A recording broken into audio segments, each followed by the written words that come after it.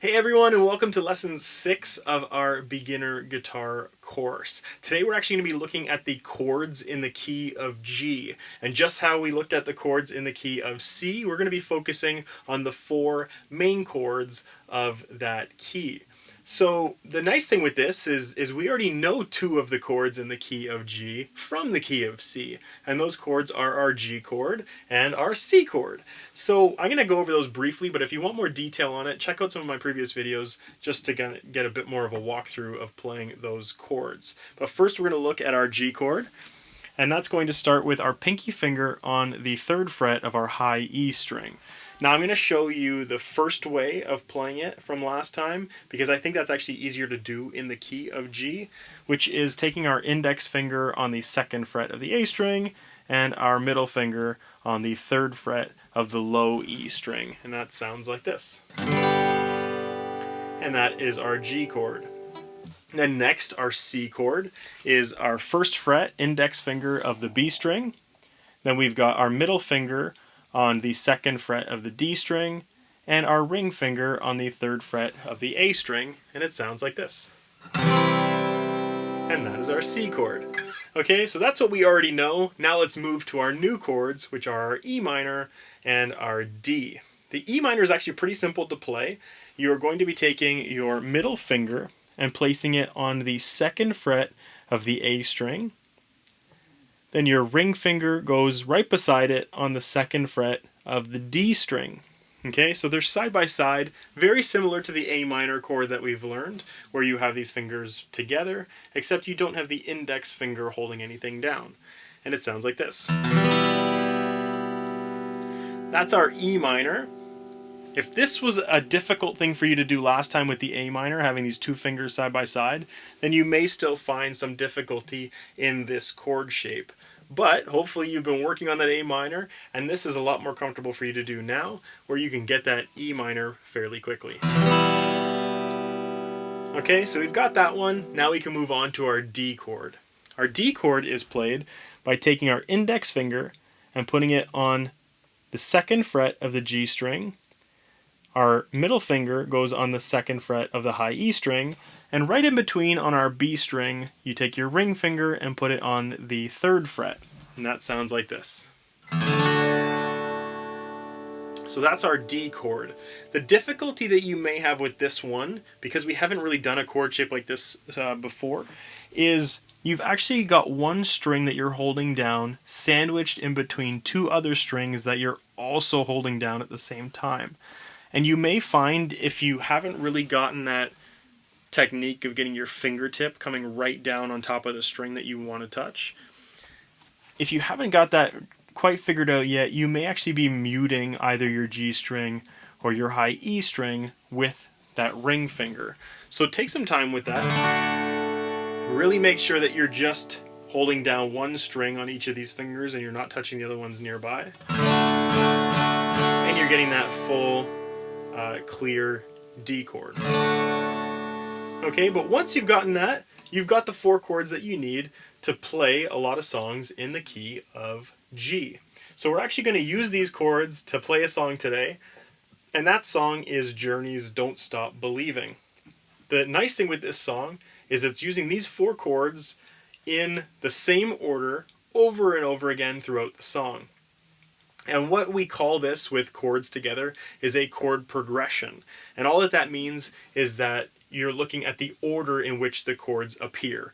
Every song has a chord progression. It's different usually for each song, but in this particular case, it is these 4 chords in this order over and over and over again, and that is the chord progression of this song. And the chord progression itself is our G chord, into our D chord, into our E minor, and then into our C.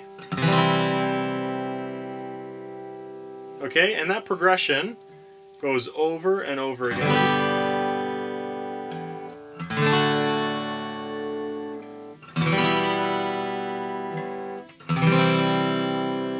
And doesn't change.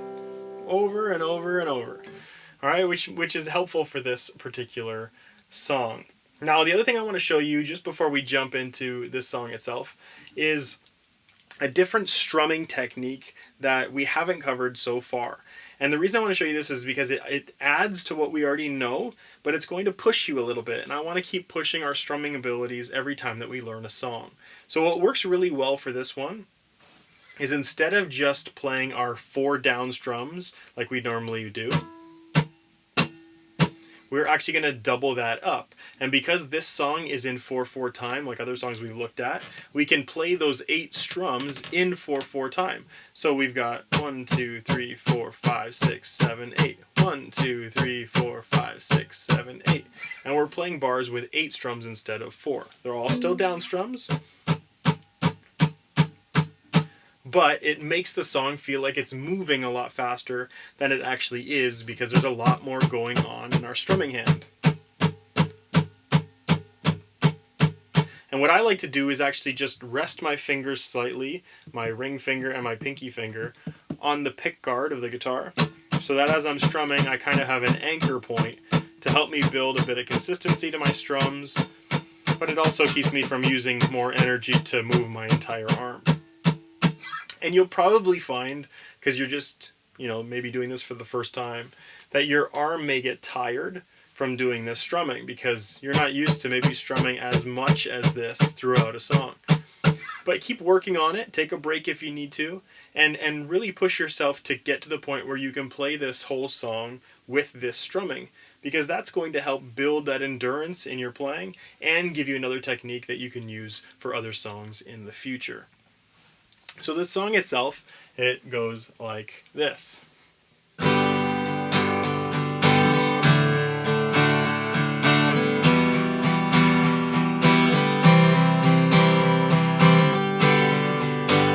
Just a small town girl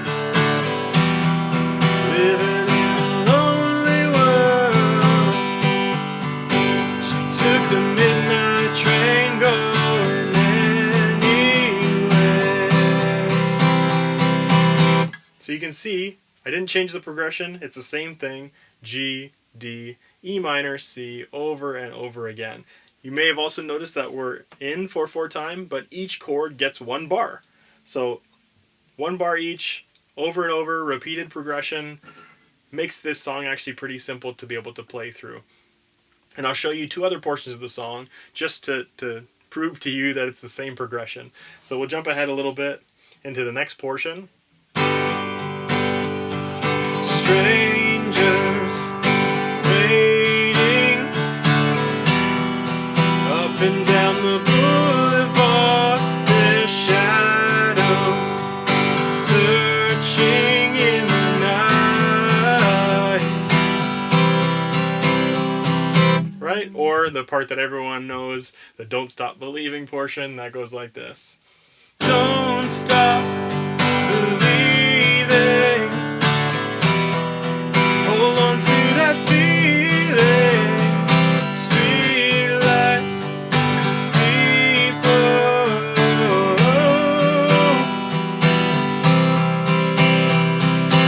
Right?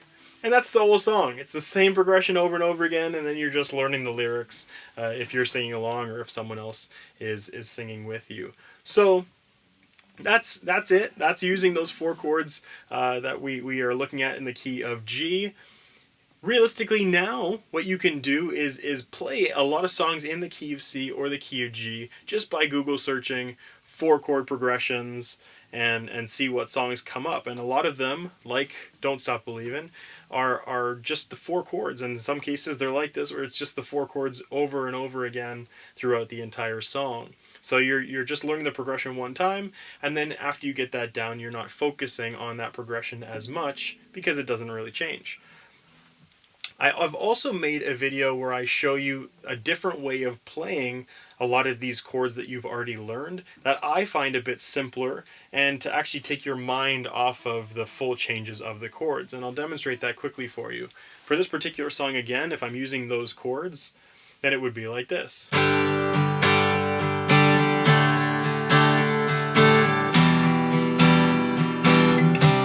there's a lot less movement to my hand like this.